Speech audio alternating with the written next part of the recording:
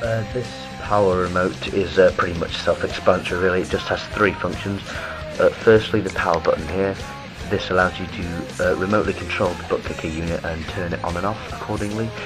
And there's a small LED status light right there telling you if it is turned on or off.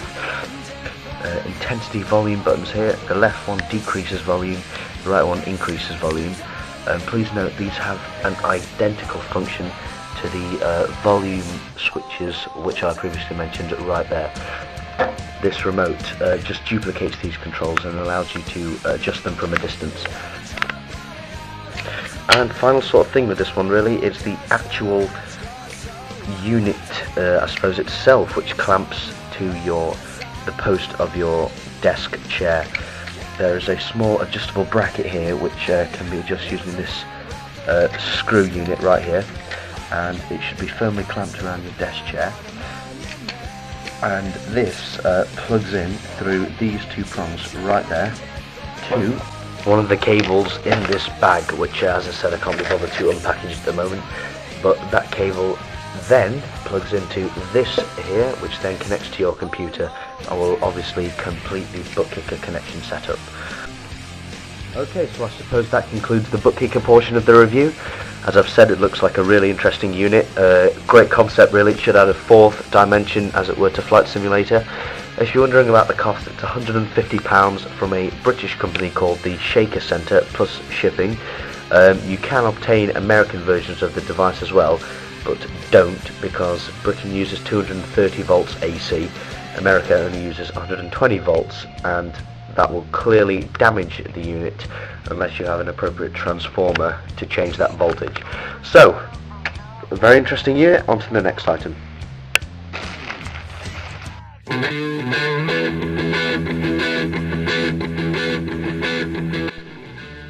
Right, the next item we have today is a privately bought cockpit voice recorder, which I purchased through eBay about a month ago for £55 from America. Now, as I said, these are not readily available, so you can't just pick one up from a shop or anything like that. I purchased it because it is a pretty difficult to get hold of item, and it's in such fantastic condition, it's unbelievable. I'm planning on using it in my Boeing 767 overhead panel. It'll just slot right in there. These switches do actually work, so we're perhaps working on preserving the original electronics and just connecting them straight up to the master card. What you can see in the middle is actually a gauge. This gauge does again work if you shake the instrument. No, you probably can't see it through camera now, but the needle does actually move. We're planning on getting this microphone here to make the gauge react to the level of volume spoken in the cockpit. This circular connector down here is where you plug a headset in. Not really planning on using that because my Cytec headset just plugs into the PC via a normal microphone and headphone output, so there's not really much of a need for us to use that. This unit was removed from a Boeing 767 in 1975, and if you can see the label there, it says the 5th of the 14th 1975.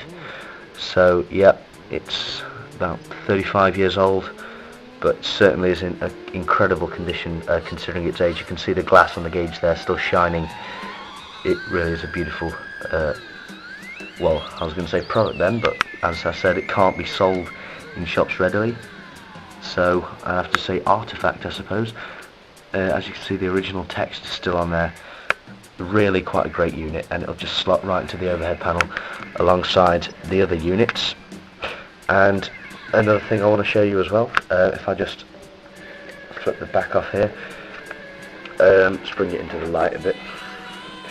What you can see right there is the original 25-pin D connector plug, which would have obviously originally gone to some sort of aircraft interfacing board on the Boeing electronics. Of course, we don't have that. However, incredibly, we can still use these pins. As I've said, trying to preserve the original electronics, we can still use these pins and hook them up to the Open Cockpit's MasterCard to get it interfaced to Flight Simulator. So yes, to sum it up, really, a really incredible real-world unit that I couldn't resist buying. It really is fantastic. I just can't get over how cool it is.